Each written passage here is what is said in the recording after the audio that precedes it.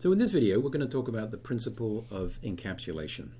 Encapsulation follows on very nicely from the notion of layering. In fact, encapsulation is a method that goes with layering in order to provide that layering separation of concerns. So the separation of concerns and responsibility in layering, as we've already seen, assigns specific responsibilities to different layers in the protocol stack.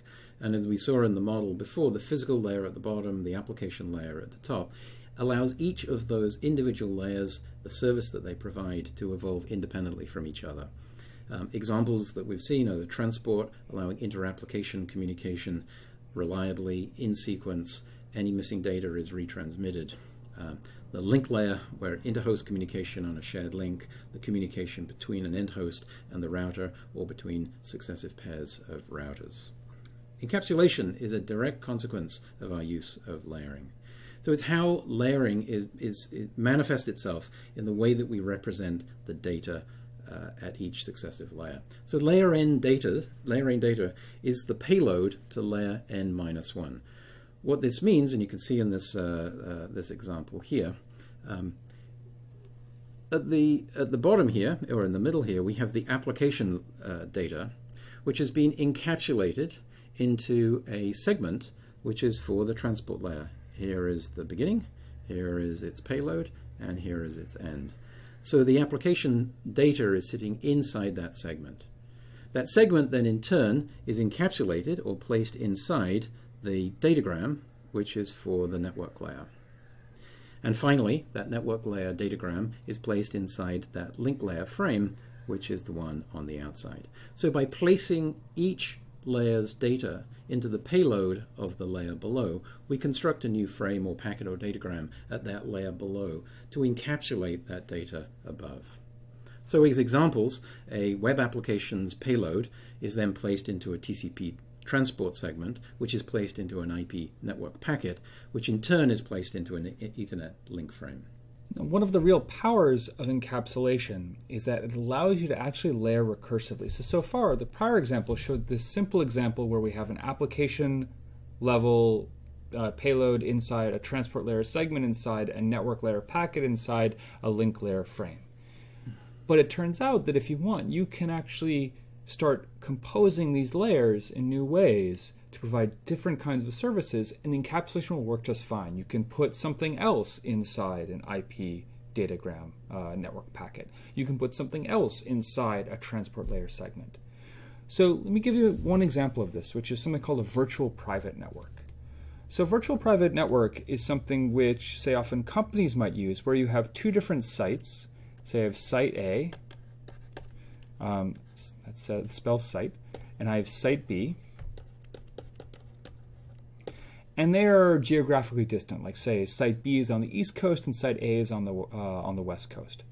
But I would like these two sites to be able to communicate with each other, so I can say easily transfer files between them. So I wanted these two networks, although they're geographically separate, to act like they are connected directly.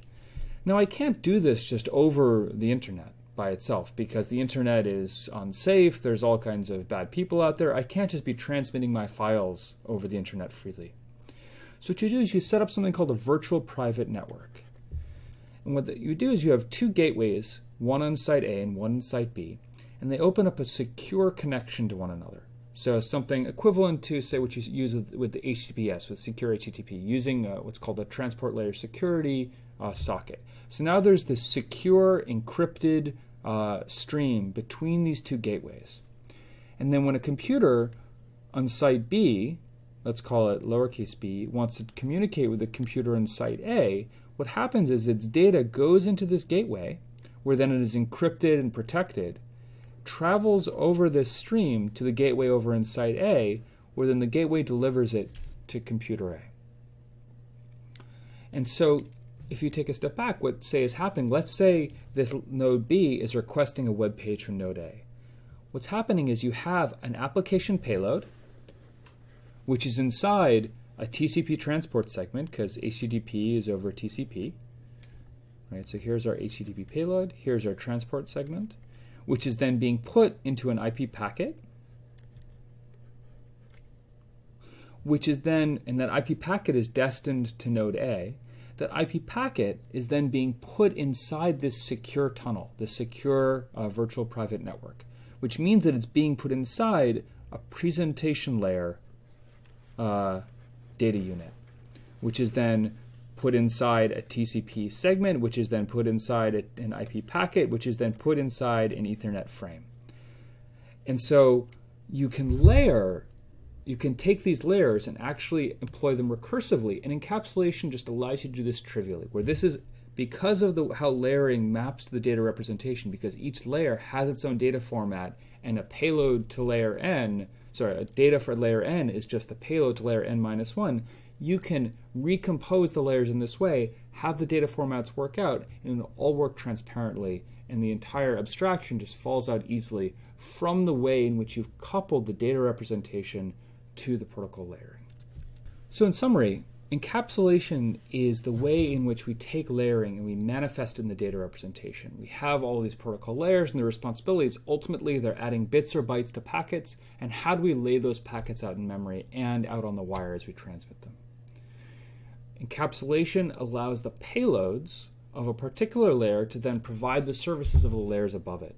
This helps the whole separation of concerns. My link layer doesn't at all care as to what the network layer packet format looks like. My network layer does not care at all what the transport layer packet format segment looks like.